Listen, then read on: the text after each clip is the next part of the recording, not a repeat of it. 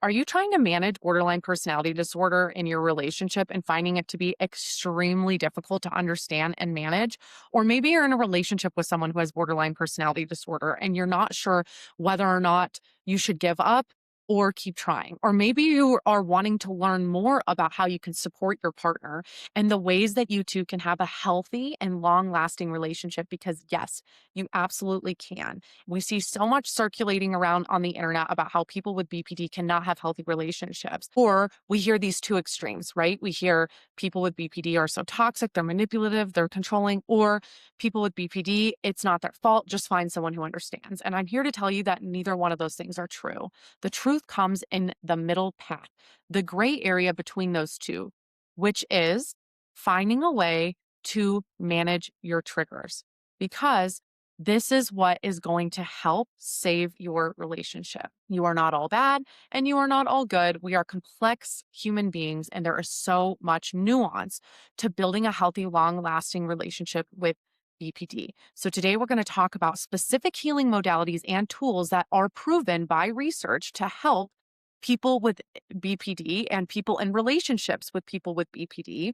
We're going to talk about that. We're also going to talk about some of the things that might help prep an individual with BPD to start on their healing journey in relationships, and also validate the emotions that people with BPD are feeling and help them actually just find ways to not minimize how they're feeling, but just safely and healthily express it. So, without further ado, let's get into it, and welcome back to what I learned this week as a Master's of Social Work grad student studying to become a therapist. My name is Kaytlyn. I'm your host, and I'm focusing on complex trauma and women's mental health, and in particularly talking so much about why it's so important to understand borderline personality disorder and break the stigma of that diagnosis. So, let's talk about what actually helps. I want to talk about something that so many people are thinking, but they're not always saying out loud, to be honest. How do we actually have a healthy relationship when you struggle with borderline personality disorder or BPD traits? Because online, the narrative is usually one of the two extremes. People with BPD are toxic, or it's not your fault, just find someone who understands. And the truth is, it's way more nuanced than that. You don't have to be fully healed to be in a relationship, but you do, without a doubt, have to take responsibility for how your pain shows up inside of it and find healthy ways to cope and express your needs. And that's actually what we're going to talk about today. We're going to talk about what actually helps. We're going to talk about things that help get you out of that stuck place for either you or your partner, whoever is experiencing this. We're going to talk about it. The first thing is know your triggers. You need to know your triggers and you need to own them. That is the foundation. If you don't know what sets you off, if you don't know your triggers, then I do believe as a Master's of Social Work grad student that it is something that is important is for you to journal, get to know yourself, and understand what your triggers are before you get in a relationship. Because if you don't, your partner will always feel like they're walking on eggshells and you will feel like your reactions are coming out of nowhere. So it starts with something very simple, but very powerful: journaling. And not surface level journaling, real, honest reflection about yourself, asking yourself questions like, what situations make me feel abandoned? What tone, behavior, or silence triggers me? What story do I immediately tell myself? Because most of the time, it's not just about what's happening right now, it's about what it actually means to you and the story that you're telling yourself. Once you can identify that, you can really start to own it. Not shame yourself, but take responsibility for it. And that also matters. Something else important that I want to name is that if you have BPD or complex trauma, your needs are going to look different, and that is absolutely okay.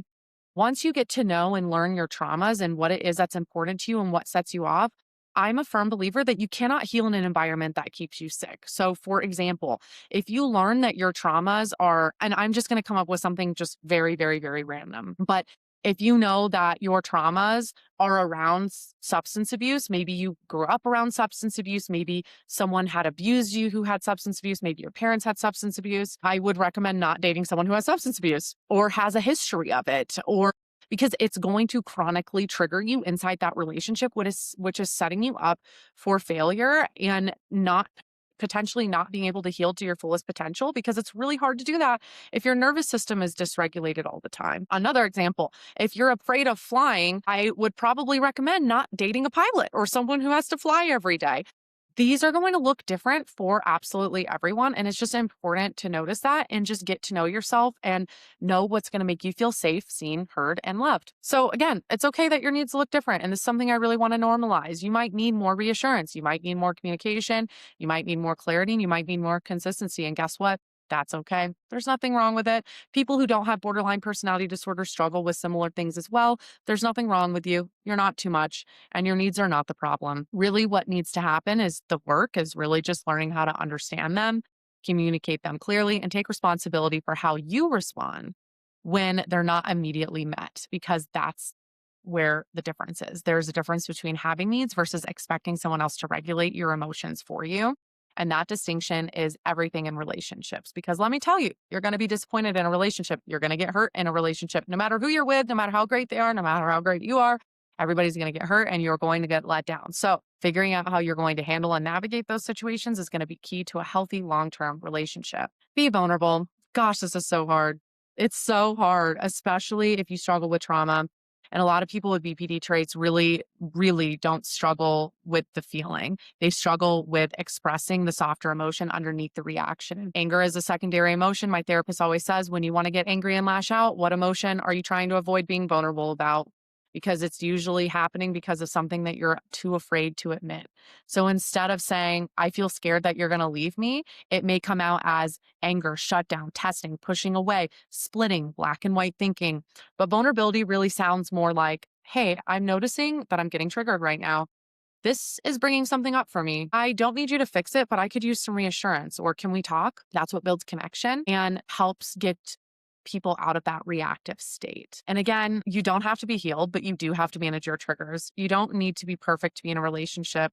I really, really hate that this is sometimes being thrown around in the internet because it's just not true. Research shows that people need connection. It's a fundamental part of our human nature. It is okay to want that. And it is okay to not be healed and heal in a relationship. But you do need to know how to handle your triggers without harming yourself, the other person, or the relationship. And what that means is not exploding, not disappearing, and not testing your partner. Instead, pausing and asking, what am I actually feeling right now? And this is where the work of Marsha Linehan comes in. Marsha Linehan is the one who founded dialectical behavioral therapy, which is one of the most well-researched and evidence-backed healing modalities for borderline personality disorder. And one of the things that she pushes is that the goal is to not stop feeling at all. It's not to repress or suppress any emotions. It's to learn how to feel the emotions without losing control of your own behavior. So another thing I recommend is getting support. Insight alone does not change the pattern, skills do. You can receive all sorts of different types of therapy and it may not be working for you. And that's why dialectical behavioral therapy is so effective. It helps you learn how to regulate your emotions, tolerate distress, communicate clearly, and stay grounded when you feel overwhelmed. You don't have to figure it all out alone. There are people and there are therapists out there who are specialized in helping you in exactly what you are experiencing right now. DBT changed my life, and I'm confident it can change so many more. Boundaries and respecting boundaries. Man, this is huge, and it's so hard. It's not easy to set boundaries, and it's also not always easy to respect other people's boundaries when you're triggered or emotionally dysregulated or struggling from trauma. Healthy relationships require structure and they require boundaries. Again, that's a requirement. And I one thing that I have found is that people who struggle with BPD traits, or trauma, they actually feel safer in relationships with people who also set strict boundaries because it helps them feel safe. So, what this looks like: taking space when you're triggered instead of reacting immediately, agreeing on how and when to have the hard conversations. Maybe there's a sense of urgency and y'all are having conversations while one of you is at work, and that's creating a sense of pressure or tension and having things explode much quicker than they normally would. So setting agreements around when to have the conversations, knowing when to pause instead of escalating, respecting your partner's limits as well as your own. So setting those boundaries is going to be really important. It also teaches your subconscious that you can trust yourself, which is another huge part of feeling regulated and safe in a relationship. You have to be able to trust yourself and know that you will not be putting yourself in harm. And that starts by having these small conversations and setting boundaries. That structure is going to be so important for anyone with BPD. I cannot explain enough, even just taking 5 minutes every morning to journal and doing that for yourself, making that promise for yourself and sticking to it creates predictability, which is incredibly regulating for a sensitive nervous system. And last but not least, be easy on your partner. Your partner is not a therapist, they're not your therapist. And if you struggle with emotional intensity, that impacts them too. And I'm not saying that they're not doing things that are also triggering the individual with BPD. Usually they are, right? It's not one person is wrong and one person is right. It's the pattern and it's the system that has to be looked at.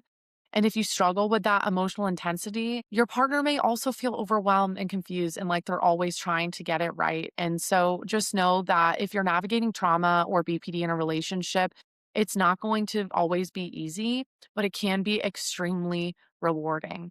But the part of you that also needs to do the work, if you're the individual with BPD, is trying hard to have empathy for the other person's experience as well. I'm sure you already do, but just ways that you can do this are saying things like, I know this isn't easy sometimes. I'm going to work on that. And thank you for being patient with me. That builds accountability and trust. And I just want everybody to know that healing is possible. People with BPD traits can have stable relationships, deep connection, long term partnerships. And the research shows that after 10 years, people with BPD typically no longer even meet the criteria for BPD anymore. Research also shows that with 1 year of DBT therapy, about 70%. Oh my goodness, I'm so sorry. I did a whole episode on this and I want to make sure I get the right stats. I think it's 88% of individuals who complete a full year of DBT therapy no longer meet the criteria for BPD anymore after that 1 year. That's huge. But again, in order to have these healthy relationships, we're going to need self awareness, vulnerability, irritability, skill building, and consistency. But I just want people to take, if they take anything out of this episode, it's that healing is possible. That hope is there. You can do it. And if you're on the receiving end, if you're in a relationship with someone with BPD, I promise you that it is possible. From a DBT perspective, just a couple skills that individuals can think about that can help right here and right now.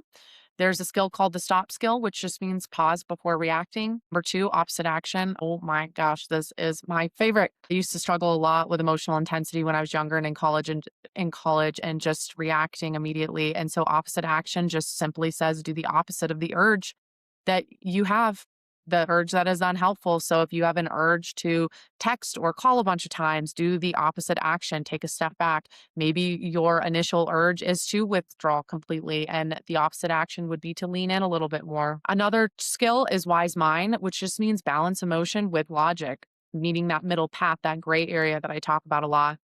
And then Dear Man shows you how to communicate needs clearly and effectively. So for those of you who are interested in this, I actually have a DBT workbook that I created at a master's level where it goes over some of these skills and gives you real tools how to use in real time in your relationship. These tools are going to help you speak up for exactly what you need in a way that makes you feel safe and your partner, which is crucial when talking about setting boundaries. It's also going to help you understand the importance of speaking up for yourself and not suppressing your needs and learning how to be vulnerable and communicate these needs with your partner. But my favorite part is just these tools that I mentioned. There's just little blurbs and tools that you can start using right now to start changing your relationship. So if this resonated with you, please go ahead and check that out. And again, any and all support helps me so much. Right now, I'm going to school full time, I'm working full time, and I'm also doing this podcast as full time as I can.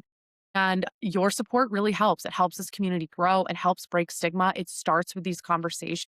So if you are resonating with any of this, please like, please subscribe, please share with your friends.